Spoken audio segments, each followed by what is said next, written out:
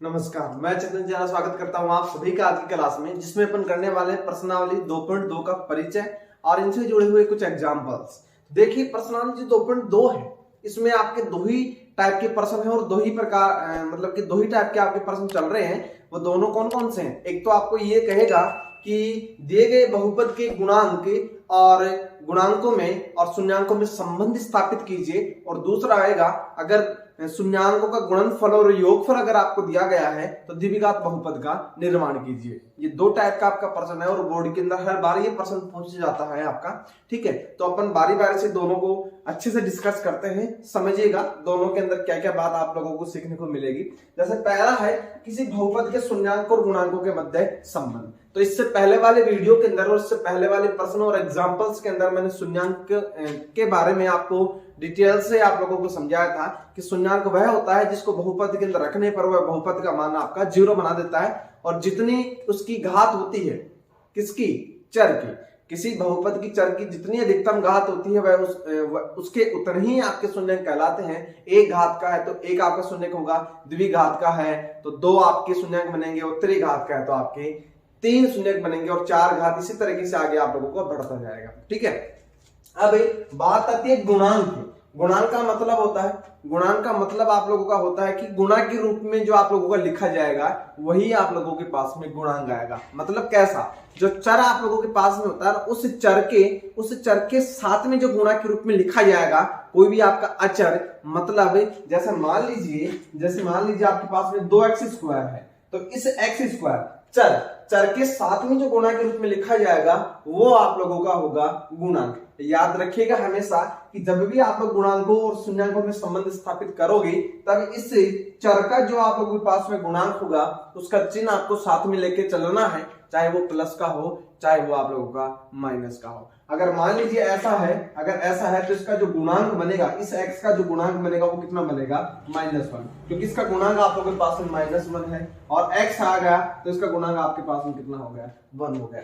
चिन्ह हमेशा साथ में लेके चलोगे, अगर चिन्ह आप लोगों ने साथ में नहीं लिया तो प्रश्न आप लोगों का गड़बड़ हो जाएगा, जो कि बोर्ड के अंदर हर बार यहाँ से आप लोगों का प्रश्न पूछ जाता है। ठीक है, तो चलिए अपन बात करते हैं शून्यांक और गुणांकों के संबंध के बारे में। तो उससे पहले मैं आप लोगों को 2 फॉर्मूले बताना चाहता हूं, जिससे आप लोगों की प्रश्नावली के प्रश्न और एग्जांपल्स और इसकी कुछ इंट्रोडक्शन आपको समझने में बहुत सहायता मिलेगी। तो चलिए मैं बात करता हूं सबसे पहले फॉर्मूलों की। बहुत ही छोटे से फॉर्मूले हैं, इन्हीं से पूरी प्रश्नावली आपकी बनने वाली है। चलिए, तो एक फॉर्मूला तो आपके पास में ये है कि जब आपको बहुपद दिया जाएगा और उसके गुणांकों और शून्यांकों में आपको संबंध स्थापित करने के लिए बोलेगा, और एक आपका फॉर्मूला और आएगा जो इसके आगे वाले में जो प्रश्न आएंगे उसमें आप लोगों को समझाऊंगा। फिलहाल आप लोग ये समझिए, क्योंकि इनसे जुड़े हुए प्रश्न अपन पहले सॉल्व कर रहे हैं। तो देखिएगा, कोई भी बहुपद आपको दिया जाएगा उसमें एक शून्यांकों और गुणांकों के मध्य संबंध आपको स्थापित करना पड़ेगा। तो आपका जो बहुपद है वो कुछ इस तरीके से बना हुआ मिलेगा, तो ये फॉर्मूला आप लोगों को टेस्ट करना पड़ेगा। अब बात आ रही है अल्फा और बीटा क्या है। देखिए, जब भी द्विघात आप लोगों के पास में बनेगा या 2 घात का बहुपद आपके पास से बन रहा है, तो हम जब इसके गुणनखंड करते हैं बीच वाले पद के, तो हमारे को पता है उसके गुणनखंड 2 निकल के आते हैं। तो उसे 2 गुणनखंड आप लोगों के पास में जो निकल के आएंगे, ऐसे 2 निकल के आएंगे। ठीक है, तो पहले वाले जो गुणनखंड होता है उसको एक को अल्फा बोलते हैं और एक को क्या बोलते हैं, बीटा बोलते हैं। और उन दोनों का जो योग है, शून्यकों का योग, मतलब ये शून्य के निकलेंगे क्योंकि इसको बहुपद के अंदर रखने पर ये इसका मान 0 बनाते हैं, तो ये शून्य का आपके कहलाएंगे, 2 घात के आपके 2 शून्य कहलाएंगे, जिसको अपन अल्फा और बीटा से प्रदर्शित करते हैं। तो उन दोनों का जो योगफल है उसका फॉर्मूला होता है -b/a, माइनस फॉर्मूले वाला, और b होता है आपका x का गुणांक और a होता है आपका x² का गुणांक। ठीक है, और यहाँ पे c/a होता है, तो c होता है आपका अचर पद और a होता है आप लोगों के x² का गुणांक। अगर आप लोगों ने एक आधा एग्जांपल अच्छे से समझा है तो ये बहुत ही आसान तरीके से आपको समझ में आ जाएगा, और बहुत ही छोटी छोटी चीजें हैं, ज्यादा जोर डालने की आपको जरूरत नहीं पड़ेगी। देखिए, एक एग्जांपल से आपको ये सारी चीजें अच्छे से क्लियर हो जाएंगी। चलिए, तो ये एग्जांपल है आपका 2x² - 8x प्लस है। ज्यादातर आपको एग्जाम्पल जो मिलेंगे, चाहे तो वो एग्जाम वाला पेपर के अंदर हो, चाहे तो आपकी बुक वाली क्वेश्चनों के अंदर हो, दोनों के अंदर आप लोगों के पास में 2 घात वाले ही ज्यादातर आप लोगों को मिलेंगे। जब इस टाइप का आप लोगों के पास प्रश्न देखने को मिलेगा तो ज्यादातर प्रश्न यही देखने को मिलता है एग्जाम के अंदर। तो इस टाइप का आपको एग्जांपल दिया जाएगा, उसमें आपको बोलेगा कि शून्याङ्कों और गुणांकों के मध्य संबंध स्थापित आपको करना है, मतलब वो दोनों चीजें आपकी बराबर आनी चाहिए। तो सबसे पहले आपको क्या करना है, इसके गुणनखंड करने हैं। देखिए बेहद आसान है आप लोगों का इसको बनाना, इसको समझना। देखिए क्या करना है, अपन क्या करते हैं, बीच वाले के टुकड़े करते हैं। अब गौर करिएगा गुणनखंड किस तरीके से करते हैं। एक पहले मैंने वीडियो बनाया था इसका गुणनखंड, जब मोस्ट इंपोर्टेंट क्वेश्चन मैंने बोर्ड के लिए बनाए थे, तो उसमें पॉलिनोमियल का एक वीडियो बना रखा है, उसमें मैंने आपको सिखाया है। और यहाँ पे और देखिएगा, देखो इस वाले के टुकड़े हमारे करने हैं, तो इसके टुकड़े इस प्रकार से बनेंगे कि जोड़ने पर या गठाने पर तो आपका आना चाहिए, जोड़ने पर या गठाने पर आपका आना चाहिए कितना, माइनस का 8x। गौर करिएगा, जोड़ने पर या गठाने पर कितना आना चाहिए आपका, माइनस का 8x। और गुणा करवाने पर, गुणा किन किन को करवाओगे, इसको 2x² गुणा 6, देखो चिन्ह को साथ में लेके चलना है आपको, बराबर आपके पास में आएगा 12x²।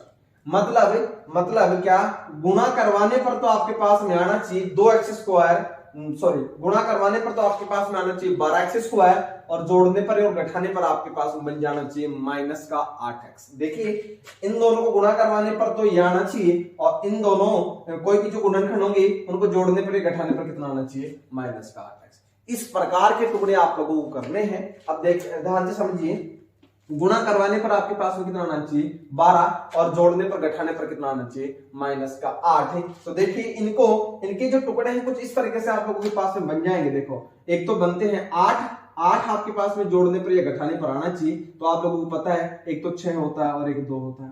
अगर इन दोनों को गुणा करवाऊंगा तो कितना आएगा, 12 आएगा, ठीक है। या फिर 2 गुणा 6 बोल सकते हो, तो भी आपके पास में 12 आएगा, ठीक है भाई। गुणा करवाने पर तो आप लोगों के पास में 12 आना चाहिए, और जोड़ने पर आपके पास में कितना आना चाहिए, 8 आना चाहिए। तो देखो दोनों को जोड़ने पर 8 ही आ रहे हैं, एक आ रहा है 7 गुणा 1, तो इन दोनों को जोड़ने पर तो 8 आ रहा है, लेकिन गुणा करवाने पर 12 नहीं आ रहा। इसका मतलब ये आप लोगों का नहीं होगा। इन दोनों में से कोई सा बनेगा। अब इन दोनों में चिन्हों की हेराफेरी तुम लोग कर सकते हो। देखो चिन्हों की हेराफेरी किस प्रकार से अपन करते हैं, आइए बहुत अच्छे से आप लोगों को समझ में आ जाएगा, वीडियो को लास्ट तक जरूर देखते रहिएगा। ये होगा 2x²। अब ध्यान से समझो, माइनस का 8x आ रहा है, इसका मतलब श्योर है कि दोनों जो टुकड़े बनेंगे, दोनों तो जो टुकड़े बनेंगे वो आपके माइनस के ही बनेंगे, क्योंकि जोड़ूंगा तभी तो माइनस का 8x बन पाएगा। तो ये लीजिए माइनस का 2x माइनस का 6x प्लस का 6। अब ध्यान से समझो, अगर मैं दोनों को जोड़ता हूं, माइनस 2x माइनस 6x को जोड़ता हूं, तो माइनस का 8x मेरे पास आ जाएगा, और माइनस 2x गुणा माइनस का 6x मैं करता हूं, तो माइनस माइनस प्लस और 6 दूनी 12, x गुणा होके x²। देख लीजिए 12x² बन गया है, और इन दोनों को माइनस 2x और प्लस माइनस का 6x, इन दोनों का अगर मैं जोड़ता हूं तो कितना आता है मेरे पास, माइनस का 8x आता है। तो इस प्रकार से मुझे क्या करना है, गुणनखंड करने हैं। आराम से आप लोग प्रश्नों को बना पाओगे। इसके जो इंट्रोडक्शन, इसका जो परिचय है, आपको अच्छे से दिमाग लगा के आपको समझना है। प्रश्नावली के प्रश्न आप लोगों की अंगुलियों के ऊपर घूमते जाएंगे, ठीक है। ध्यान से समझते जाइएगा इनको।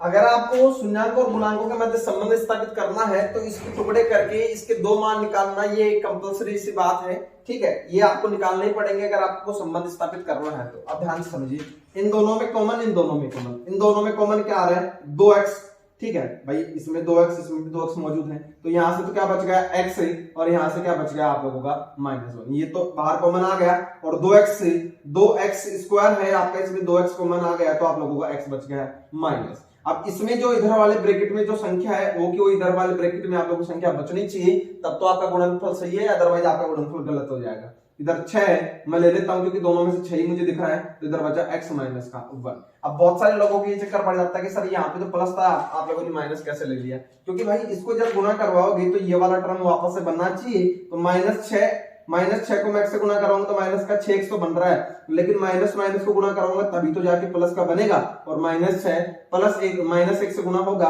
तो प्लस का 6 आप लोगों तभी बनेगा। अगर मैं यहाँ पे प्लस ले लेता, मान लो अगर मैं यहाँ पे प्लस ले लेता तो माइनस का 6 बनता, लेकिन यहाँ पे क्या है आपका, प्लस का 6 है। इस वजह से यहाँ पे अपन क्या लेते हैं, माइनस का लेते हैं। बात समझ में आ रही है। जब जब यहाँ पे प्लस होगा तब यहाँ पे अपन क्या लेते जाएंगे, माइनस लेते जाएंगे। एक बार आप लोग इतना समझते जाइएगा, ठीक है। अब इन दोनों को मैं एक जगह लिखूंगा और इन दोनों को एक बार लिखूंगा, तो ये बनेगा 2x माइनस का 6, 2x माइनस का 6, और इधर बनेगा x माइनस का 1, ठीक है। ये टुकड़े मेरे पास होते हैं। लेकिन ये फिलहाल के लिए टुकड़े ही है, गुणनखंड ही है। मुझे शून्यांक निकालने, तो शून्यांक निकालने के लिए इसके बराबर मुझे क्या पुट करना पड़ेगा, 0, तभी जाके मैं x की वैल्यू निकाल सकता हूं, अदरवाइज x की वैल्यू नहीं निकलेगी। तो यहां से देखिए 2x - 6 बराबर 0, ठीक है, और यहां से मैं निकाल रहा हूं x - 1 बराबर 0। तो यहां से निकल के आया है 2x बराबर 6, इस पक्षांतर में कर दिया है, तो x बराबर 6/2, तो x बराबर मेरे पास कितना निकल के आ गया है, 3। x का मान कितना निकल के आ गया, 3, और यहां से x बराबर कितना निकल के आ गया, 1। x बराबर कितना निकल के आ गया, 1। यहां से एक निकल गया, यहां से 3 निकल गया। अब देखिए इसको मैं बोलूंगा, इसको तो मैं बोल दूंगा अल्फा, और इसका मैं बोल दूंगा बीटा।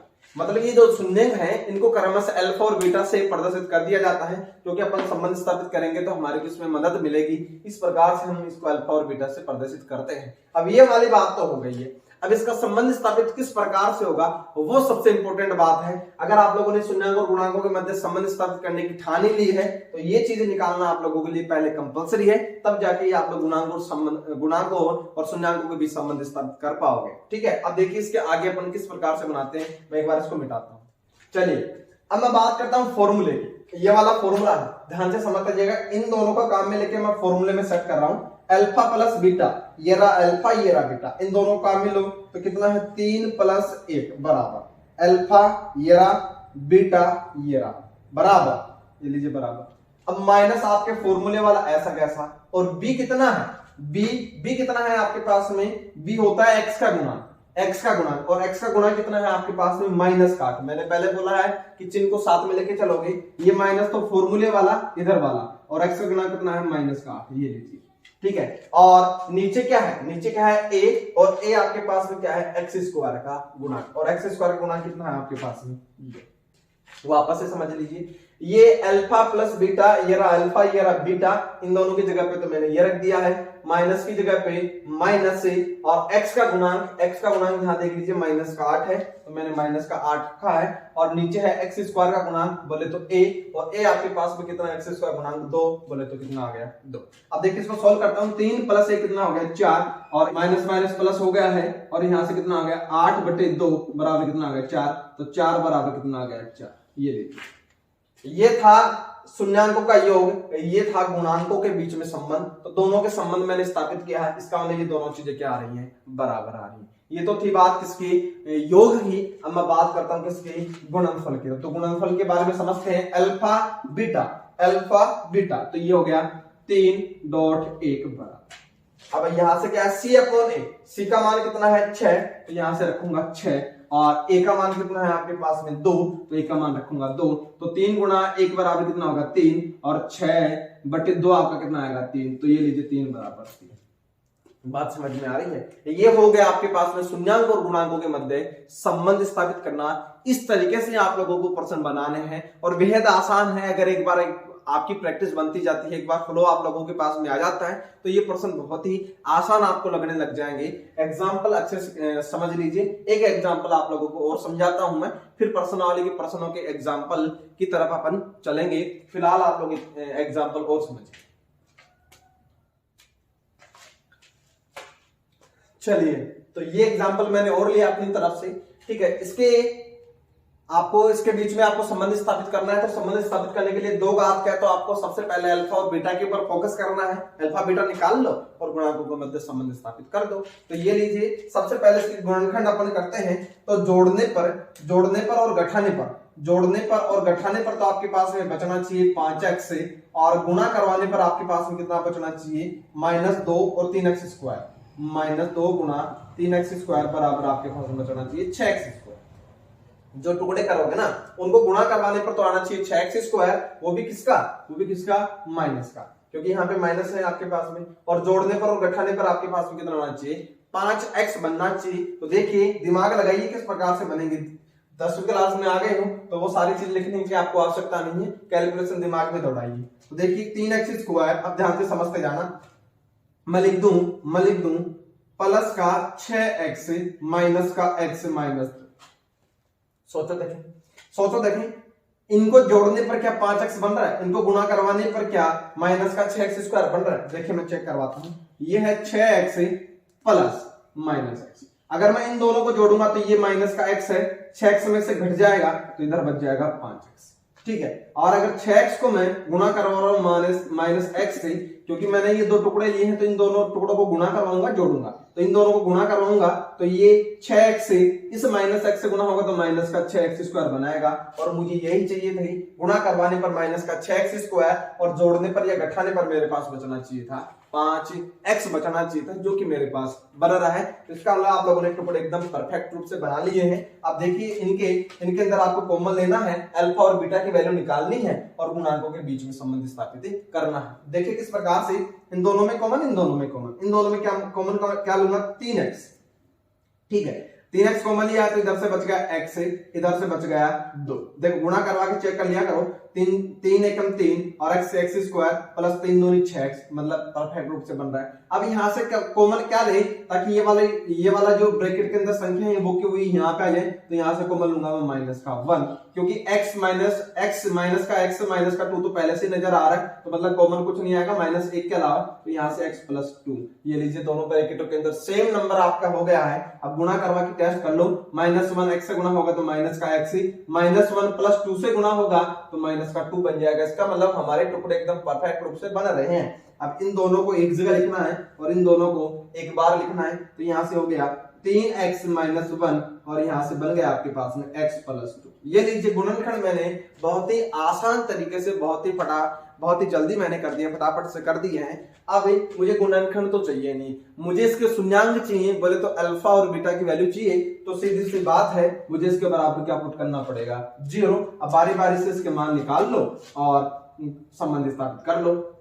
3x माइनस 1 बराबर 0 और x प्लस 2 बराबर 0। तो यहां से बना 3x माइनस 1, सॉरी यहां से पक्षांतरण में कर देता हूं, तो 3x बराबर 1 तो x बराबर 1/3 आपके पास में आ गया है, जो कि किसका काम कर रहा है, अल्फा का। ठीक है, अब यहां से मैं सॉल्व कर रहा हूं, तो यहां से x प्लस उधर पक्षांतरण में इसको कर दूंगा तो x बराबर माइनस का 2 आएगा। ये लीजिए पक्षांतर मैंने कर दिया तो माइनस का 2 आ गया है। ये काम कर रहा है किसका, बीटा का। अब ये काम कर रहा है बीटा का और ये काम कर रहा है अल्फा का, तो मुझे संबंध स्थापित करना है। तो संबंध स्थापित करने के लिए मुझे क्या करते जाना है, यहाँ पे इन दोनों की वैल्यू सेट करते जाओ और इन दोनों के अंदर इस वाले बहुपद से मान सेट करते जाओ। आंसर आप लोगों के दौड़े आएंगे। देखो किस प्रकार से, अब देखो अल्फा और बीटा की वैल्यू यहाँ पे रखूंगा। अल्फा की वैल्यू कितनी है, 1/3 यहाँ पे, प्लस बीटा की वैल्यू कितनी है, -2।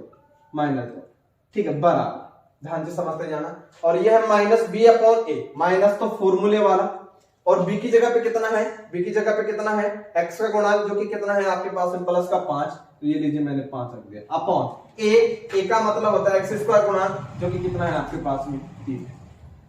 बात समझ में आ रही है?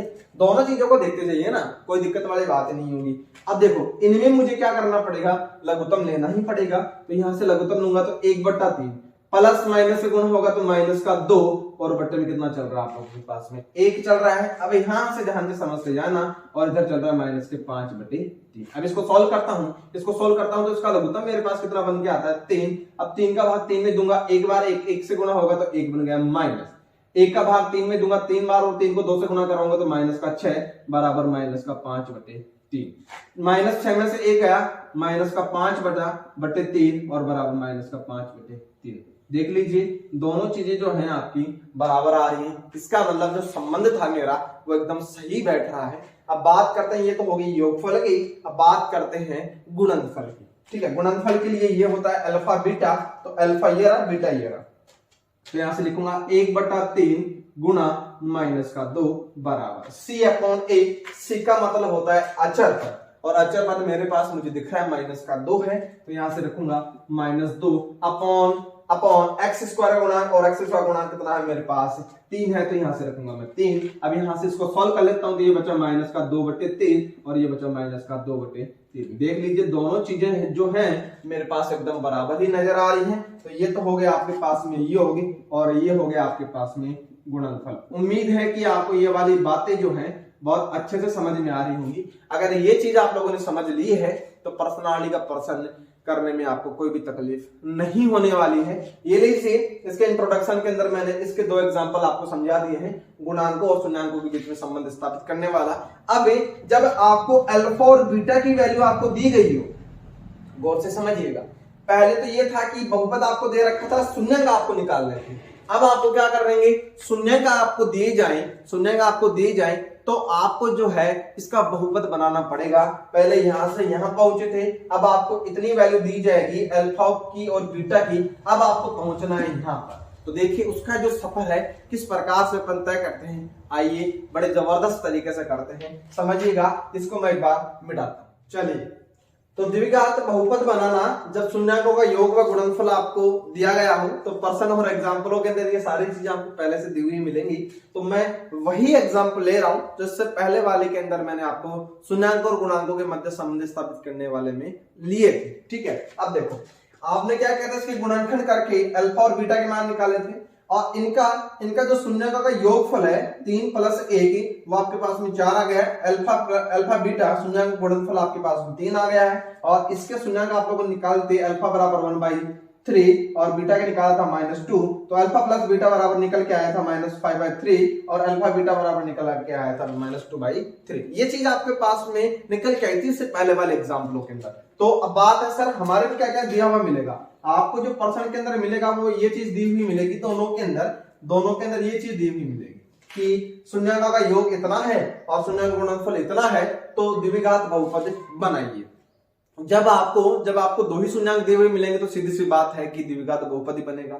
अब देखिए इन दोनों का प्रयोग करके और इन दोनों का प्रयोग करके अपन ये बनाते हैं और ये बनाते हैं, किसकी सहायता से, इस वाले की सहायता से। बहुत ही आसान है, ये मैंने पहले इसलिए ले ली है ताकि आपको क्लियर हो जाए कि वास्तव में जो खेल चल रहा है वो चल क्या रहा है। देखिए ये बनाऊंगा मैं बहुपद बराबर, अब गौर करिएगा, बहुपद